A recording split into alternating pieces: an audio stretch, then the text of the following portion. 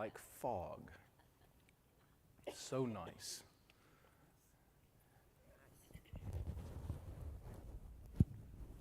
Good morning. Good to see you.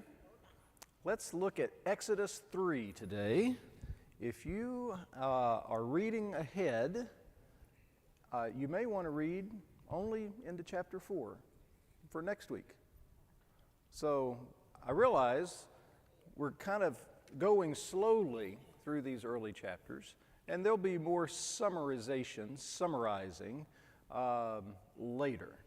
But today, we're in Exodus 3.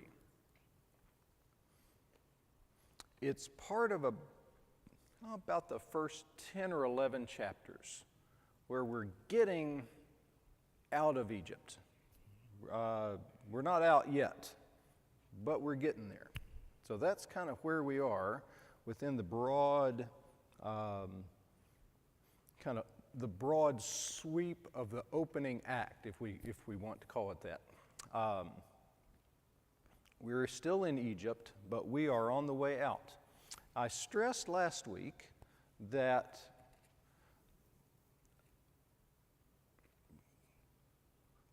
we, the readers of Exodus, the first readers of Exodus, we already know how this story ends, but we need to hear it again.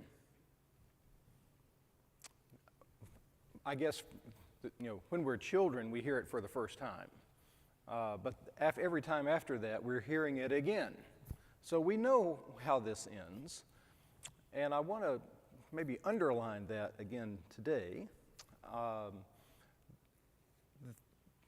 One of the ways that we come to read Scripture is we want to read it personally. Sure, as we should. But we're also reading this to see what kind of people ought we to be. Who are we, not just who am I, me, but who are we to be? Israel reading this, hearing this narrative, who are we as the people of God to be? Okay. So I wanted to put that question out there and put it out on the horizon and in our consciousness so we don't neglect it. It may be too tempting to personalize it so far down that it's just me. It's true that it's personal, but it's not private. Okay. Well, let's look at Exodus 3.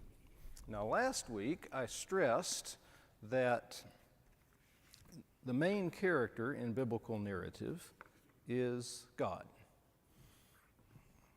So if we use the image of a drama or a play, as these scenes change and the curtain comes down, the curtain goes back up, and different characters are on stage. Different characters have speaking roles. Some people are just in the frame or just on stage or just in the scene, but they don't say anything. We see them. We know they're there. Some folks don't have a name. Some folks have a name, and they come out to the front, and then they disappear quickly. I don't know if that's a helpful analogy, but no matter kind of what happens on stage, the one stable character kind of throughout the whole story is God, the main character. In other words, the biblical narrative is always, ultimately, about what God is doing, who God is, and then that trickles into kind of a strategy for us to interpret the Bible by asking, what does this text reveal to us about God? Last time I kind of suggested that's the first theological question or doctrinal question that we should ask. Not just the first in a sequence, but that's the real heart of the biblical story. Therefore, that ought to be the heart of our interpretive strategy as we try to make sense of this, what does this teach us? Ultimately, whatever it teaches us, I think the beginning point should be it teaches us about God, and it reveals God to us. So when we read, when we listen, when we interpret, we would want to ask, What does it reveal to us about God? I say that and then point you to the end of chapter 2, where we stopped last week, because the narrator in biblical narrative, the unnamed narrator who just pushes things along, keeps things on track, introduces characters, sometimes will give you explanations. If we were watching a play, it would be the voice from off stage. Sometimes the action happens on the lips of the character. Sometimes the character in speech will reveal something like, I didn't know that until the character revealed it. Sometimes the characters aren't speaking, but you hear the voice from off stage. You remember being in 6th grade and having to read plays in English class, and it was the narrator, all right? So to underscore that, in biblical narrative, sometimes it's the narrator's comments about God that move us forward the most, or give us the most explicit insight into what's going on. Look at the end of chapter 2, and the narrator does that. Verse 23, after a long time, the king of Egypt died. Without going over this again, last week I noted we don't know who the king of Egypt is. I mean, Bible scholars go round and round and round trying to identify who's the Pharaoh of the Exodus. And it's great.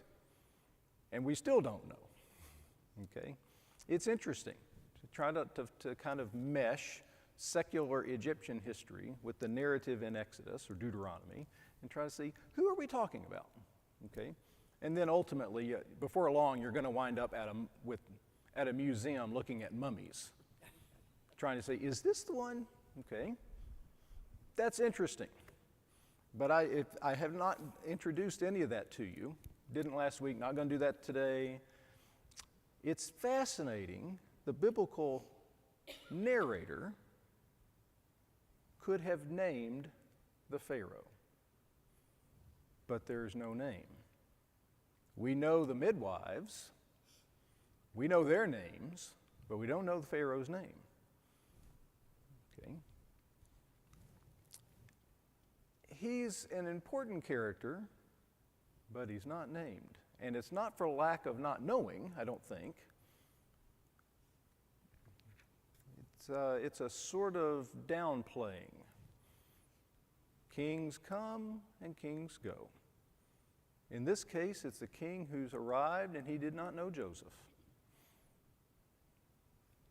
Now he's dead. The Israelites groaned because of their difficult labor, and they cried out, and their cry for help because of their difficult labor ascended to God. And God heard their groaning, and God remembered his covenant with Abraham, with Isaac, and with Jacob. And God saw the Israelites, and God knew. That's a heavy, weighty, meaningful, ripe, interpretive explanation of what's happening. The narrative just explains the story. It lays out a sequence of events. It's already very selective because we can't tell everything that happened to every person. So it's already selective, but it lays out a sequence of events. It lays out a chain of events. Here this comment interprets them. What do these events mean?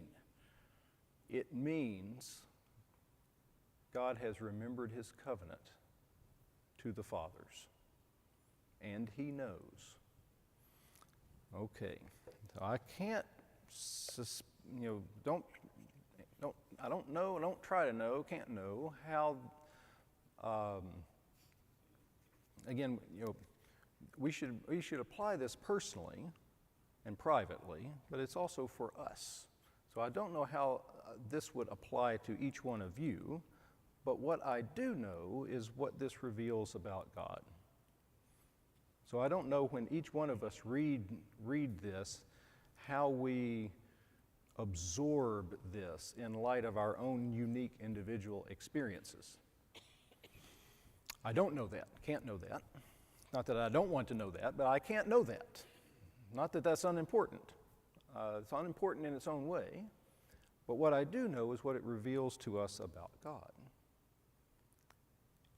And at some level, I think we can know what this means for us being Israel, or us being the church, about what this means for us.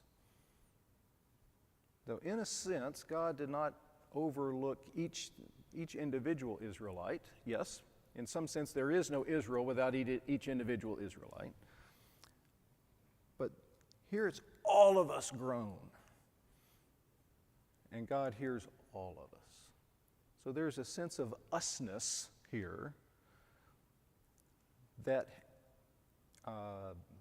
where the group groans and God remembers the group. So one risk of reading biblical narrative is it's just me and God. And the rest, the whole world fades into, kind of this blurry periphery. And it's just me. Okay, it's personal, yes, but it's not just private, where it's only me. It's me, but it's also you. It's us together. God heard their groaning, and he remembered his covenant. The covenant, what are the implications of the covenant? Well, the heart of the covenant is to fashion a people, to fashion the children of Abraham into a people. That's us. So the sense of us, that it seems like it's been forgotten, is not forgotten. So the narrator explicitly tells us, yes.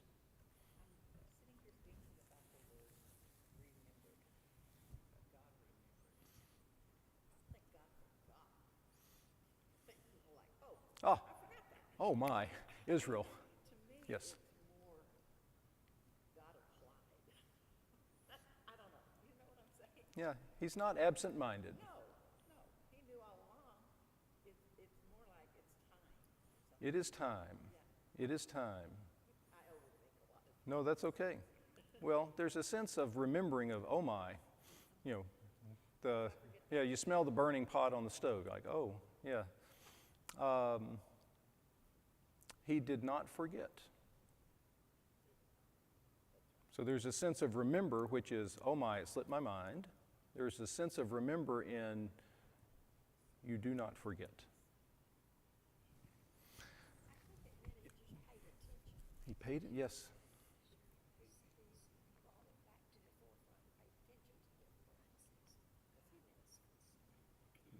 They're not overlooked.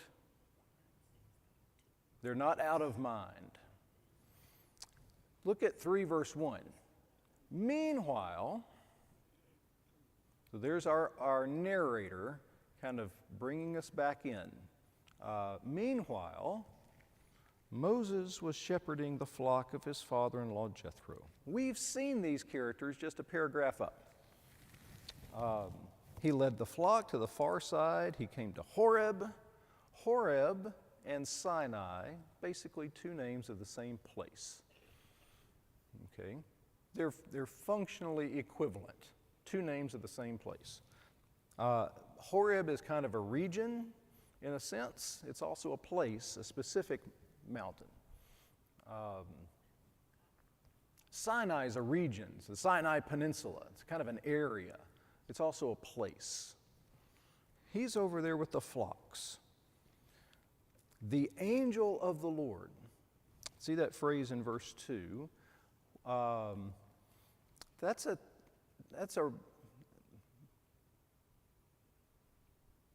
It's kind of a literary device. And when it has the thee there, and you're like, of course it has the thee there. Like, well, it's not just any old angel. We think of angels as, naked babies with wings, right? Cute cherubs, trinkets, bookends that you'd get at the, at Hobby Lobby or something like that. This is not just any angel. That article, the definite article, the, not just anyone, that one, the angel. It's a roundabout way, and sometimes Hebrew will do this. They'll give you a kind of a roundabout way to say something. The angel of the Lord, not just any angel, but it is a way of speaking of the manifestation of God's glory. The angel of the Lord. So the idea is to communicate something, and that makes sense of how we typically understand angels as messengers or communicators. Okay. The angel of the Lord appeared to Moses. When it has the thee, and this has the thee, when it has the definite article, it is a roundabout way of talking of the manifestation of the glory of God. Appeared to him in a flame of fire within a bush. As he looked, the bush is on fire, but the bush is not consumed, so he thought, I must look at this. What is this? Remarkable, our Pew Bible. Your other versions may say something similar. When the Lord saw that he had gone over, he calls to him, Moses, Moses. Okay, so this is the calling of Moses. God calls Abram by name. He calls the fathers by name. Remember, he calls Samuel by name. Here he calls Moses by name. Here I am, he answered. Do not come closer. Remove the sandals from your feet, for the place where you're standing is holy ground. He continued, I am the God of your father, the God of Abraham, the God of Isaac, the God of Jacob. Moses hid his face because he is afraid to look at God. So the essence of this epiphany, this revealing, this kind of manifestation, this kind of pulling back the curtain, the very heart of it is God's identity. Who is he? And the very heart of this statement is connected to the prior narrative about the fathers, Abraham, Isaac, and Jacob. Again, so I wanted to stress again, we who read this already know who those people are. We know who Abraham, Isaac, and Jacob are. In some sense, we've already read the previous book.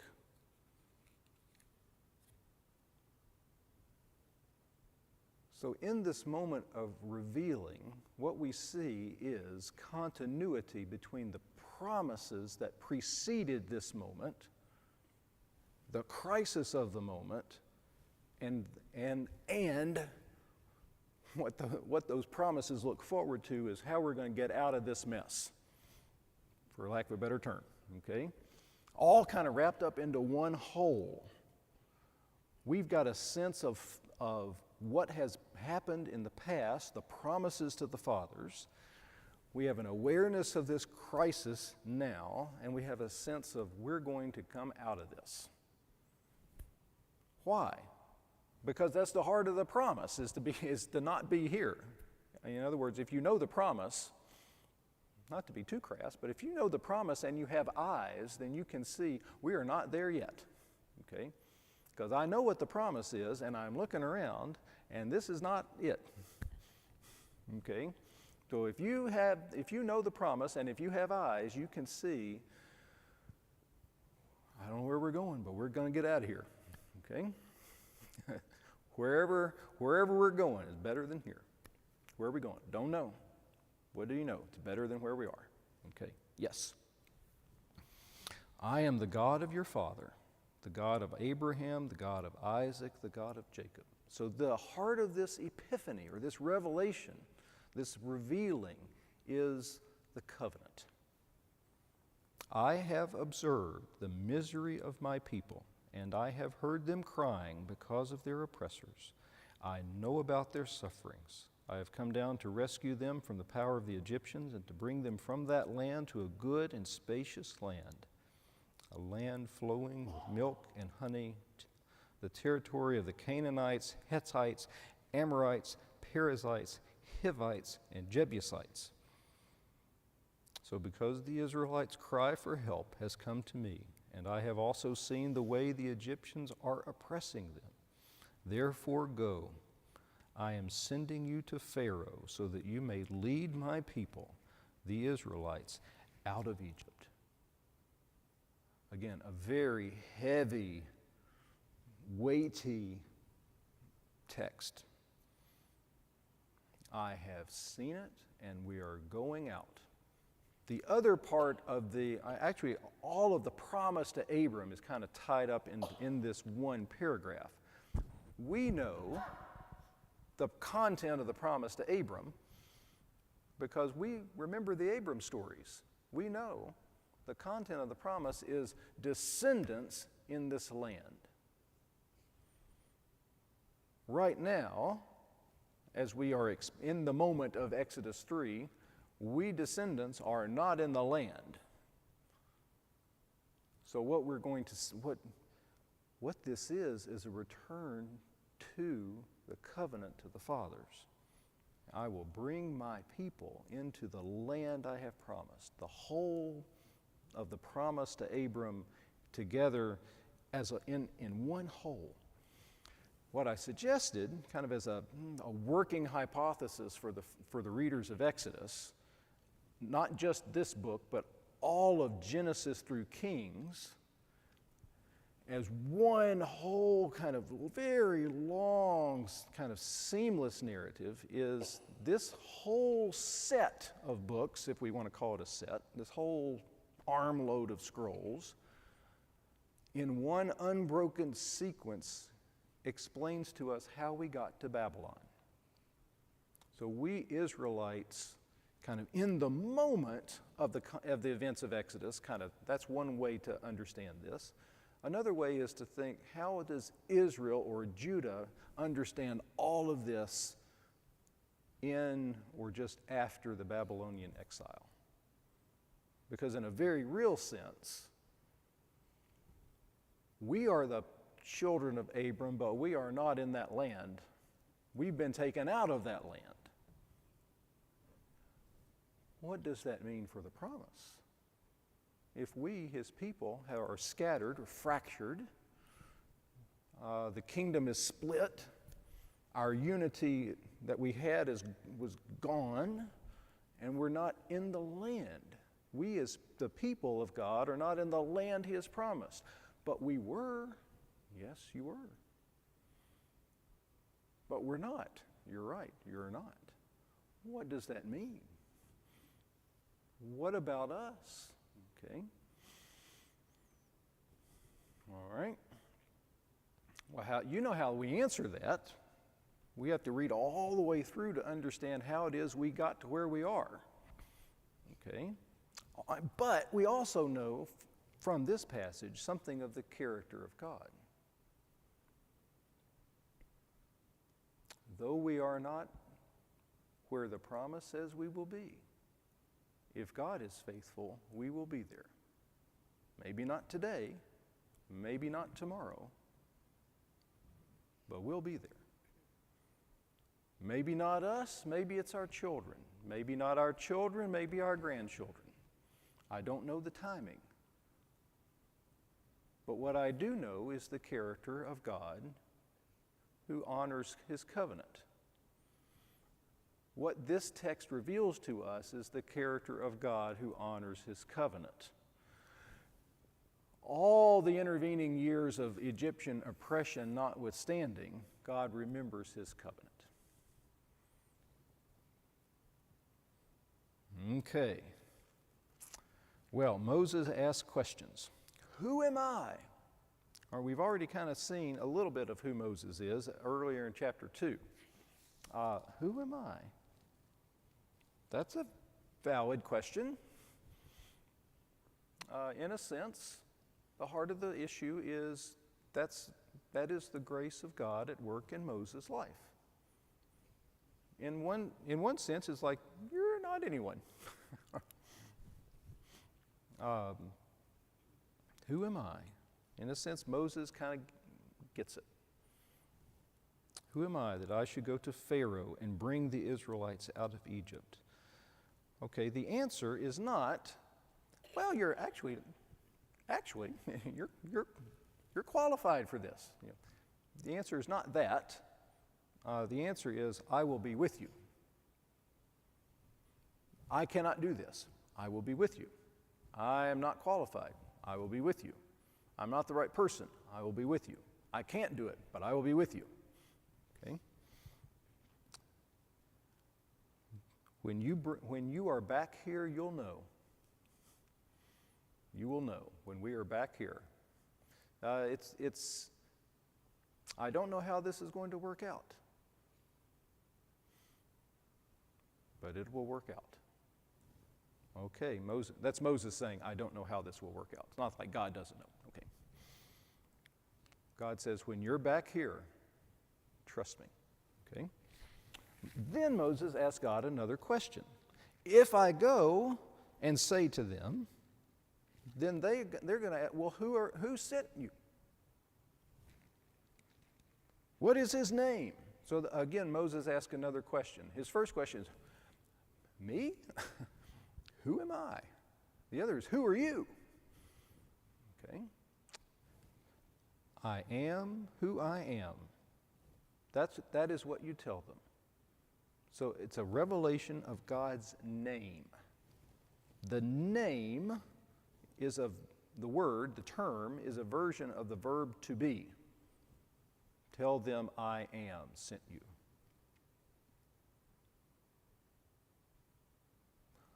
Also tell them this. Say to the Israelites, the Lord, the God of your fathers, the God of Abraham, the God of Isaac, the God of Jacob has sent me to you. This is my name forever. This is how I am to be remembered.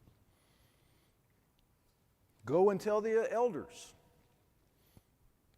The Lord, the God of your fathers, the God of Abram, Isaac, Jacob has appeared to me. I have paid close attention to you and what has been done to you in Egypt. I have promised you that I will bring you up, and I will bring you up. Okay. Let's look for just a second. I believe time is going to come to close. It is. If you look at verse 14, you see it's in all caps. I am who I am. Okay? That's just an English, that's our English versions being emphatic. Okay? You say that, that next phrase, say to the Israelites, the Lord. Do you see how that's printed in our Pew Bible? And it may be, if you have a different version, I suspect you probably have the same thing. Do you see it's in all capital letters? Capital L, and then a smaller, but still capital, O-R-D. Okay. We have a revelation of God's name in this passage. Okay. The way our English versions will translate and render that is they are trying to tell you, they don't tell you what the Hebrew term is, but the way that they present it is a clue to the Hebrew term. Okay, the Hebrew term is what in English we say as Yahweh. Y-H-W-H. Again, I don't know if you, I assume you know, Hebrew is all consonants. There are no vowel letters in Hebrew. I need to work up a handout. I need to find a handout on the name and give you a handout so you can see this. So you can see what Hebrew letters look like. There are no vowel letters in Hebrew to correspond to vowel sounds. In English, we have a letter that corresponds to a sound, both consonants and vowels. Hebrew does not have a corresponding written symbol for the vocal vowel sounds. So how do you do it? You just add it as you speak it. Of course. You know, as my Hebrew professor said, you can do this. Every little kindergartner in Israel learns to do Hebrew. You can do this. Okay, I like, well, thanks, Dr. Cloud. That doesn't help. Maybe a little. Actually, it doesn't help at all. You add the vowel sounds as you pronounce the words. How do you know what it is? You just know. That's the answer. You just know. Or you change the vowels and you make a different word. Or you adjust the vowels to nuance the word. In other words, the consonants are kind of like a stem, and it gives you all kinds of flexibility. So in how you pronounce it, you can do things with verbs, and you can make adjectives out of nouns. You can do all kinds of things with the vowels. Okay? What our English versions do is when they say Lord, capital L, capital O-R-D, is they're telling you the Hebrew term under this English word is YHWH or YHVH, what we call Yahweh or Yahweh. Here's another trick. The Jews, out of reverence for the name, you remember the Ten Commandments, right? Do not take the name of the Lord your God in vain. It only stands to reason that if we do not pronounce the name, then we cannot take the name in vain. So what we will do is we will not pronounce it.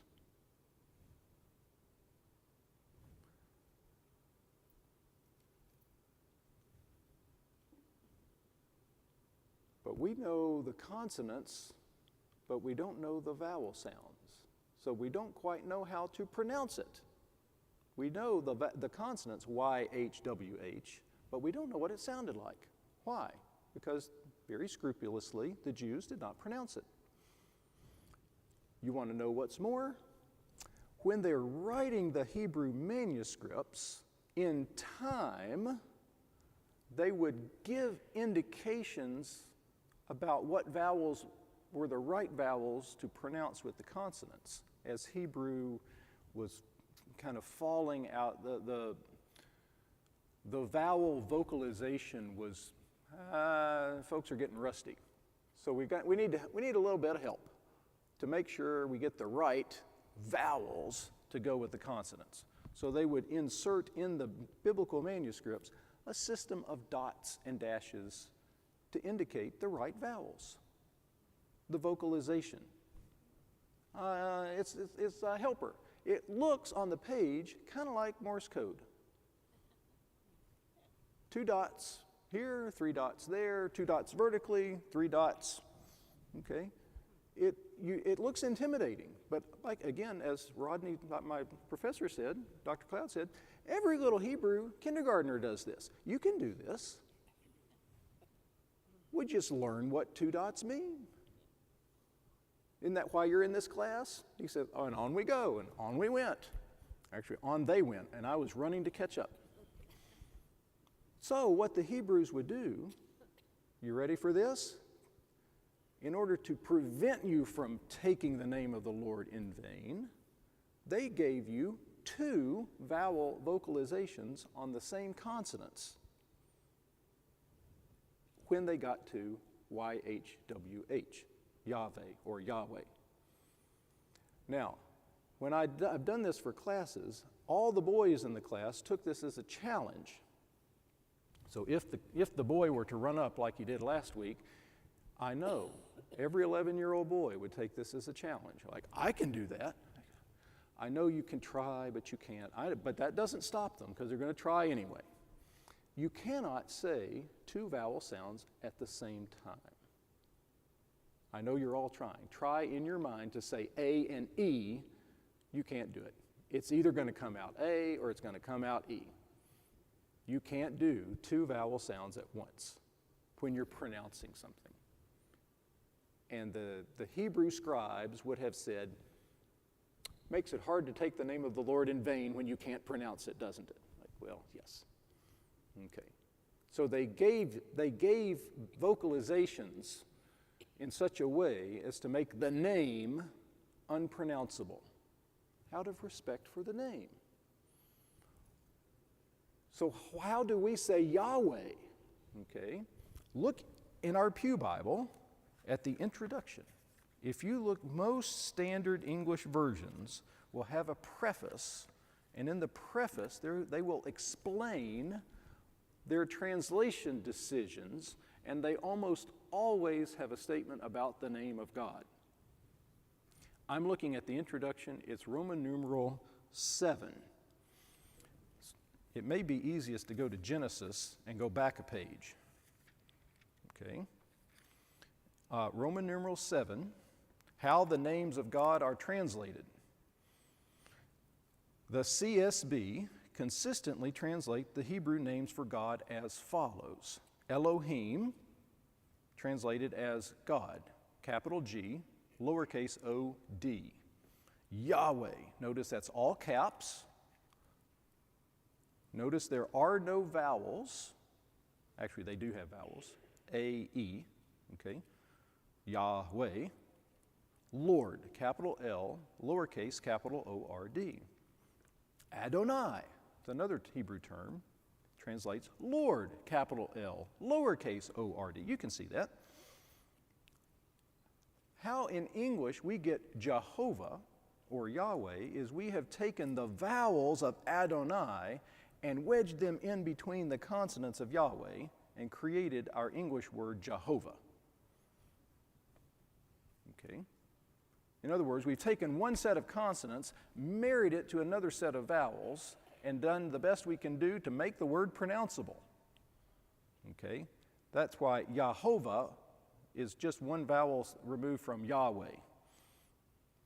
What does that mean for us as we read the Old Testament? Well, it means every time you read in the Old Testament and you see the word capital L, lowercase capital O-R-D, you are looking at the Hebrew consonants. Yod, He, Vav, He. Yod, or Y, He, or H, Vav, for W or V, Y-H-W-H. This is the name, capital N, the name. Pick a passage, any passage. You want to look at the Psalms. Look at Psalm 1. As time runs out, you'll see this all over the place. You'll probably, your mind will wander in the sermon today, and you'll be looking through you'll be looking all the way through the Old Testament. And as you do, every time you see how happy is the one who does not walk in the advice of the wicked, or stand in the pathway with sinners, or sit in the company of mockers. Instead, his delight is in Yahweh's instruction, the Lord's instruction. That's the Hebrew term under that translation convention helps us understand this is the personal name of God. I know you're already there, Psalm 23, right there. You want to look at Psalm 23? Yahweh is my shepherd. The Lord is my shepherd. You'll see it all over once you know what you're looking for. Okay? It's a heavy revelatory moment in Exodus 3. God reveals himself to his people. All right? Let's stop there. If you want to read into chapter 4, we'll do that next time.